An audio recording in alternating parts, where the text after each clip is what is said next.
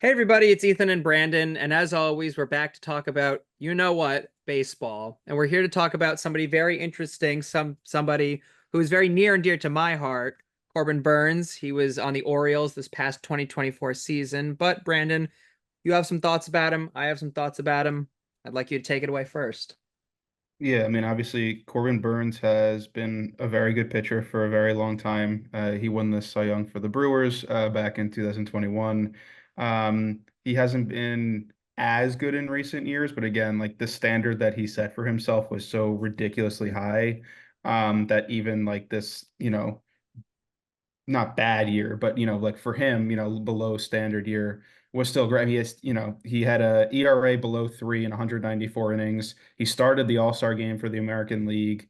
Like it's this is a guy that he's durable, he's healthy, he gives you innings and he gives you quality innings. And like we talked about with Max Fried last time around, this is a guy that you can trust to be the head of your pitching rotation. I mean, look, Corbin Burns is somewhat of a young guy. He's been with the MLB since 2018. That's 6 years. I mean, he's gotten his punches in here and there. And in 2024, I'd like to believe personally, not only as an Orioles fan, but also as a fan of baseball in general, as a righty pitcher, he really kind of, improved. I'd like to believe. And now as a free agent, it kind of stands the question of, is he going to stay with the Orioles? What direction does the wind take him from here? You know, I would love to see him stay with the Orioles, but I think there are a few teams that could use him a lot more. You know, I think that, you throw a ball, you hit a righty pitcher. They're a dime a dozen. But I think somebody like Corbin Burns, he just kind of he's just he can produce strikeouts more, I think, than many.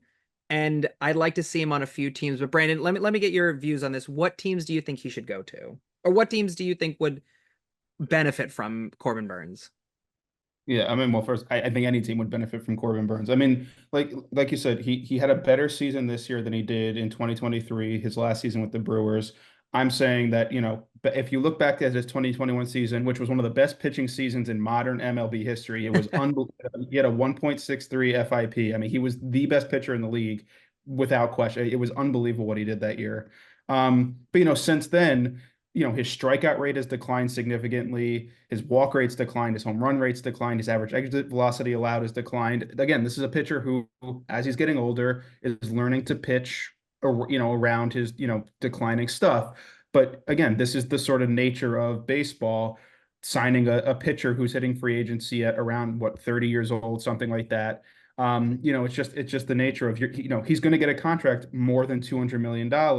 Are you comfortable handing that to a guy who's probably going to keep declining throughout the contract, but is still such a good pitcher that, he can probably make it worth it? That's the question. And so obviously a team that's going to sign him is going to need to be a big market team with a need atop the rotation. So obviously, we talk about the Cubs a lot. The Cubs are a perfect fit in the sense that they need a pitcher, an ace like Corbin Burns. The money might be difficult to make it work. Again, his declining, statistics are probably a big red flag for Jed Hoyer and company in the front office. And there's probably a better allocation of resources than the 30 plus $1 million a year that he's going to cost, as well as the fact that I believe he's been attached with a qualifying offer. And so, yeah, I mean, could they, put that money elsewhere and, try to sign other pitchers and hitters? Fine.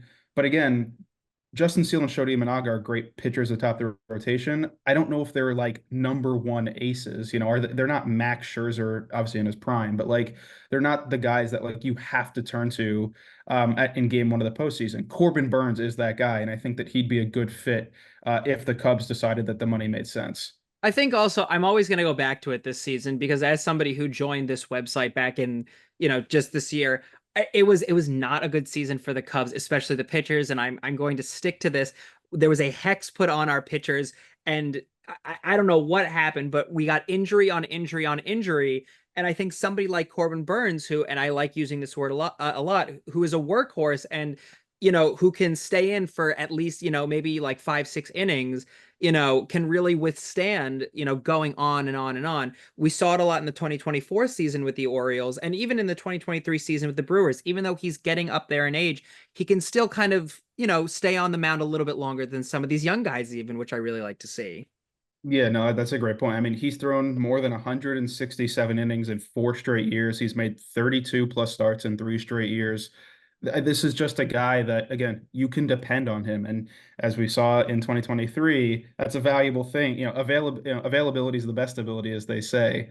And the Cubs did not have a lot of it in 2024. So even though the pitchers performed well when they were healthy, for the most part, they weren't healthy. And so a guy like Corbin Burns just having a reliable veteran that will go on the mound every fifth day and will produce, high quality starts.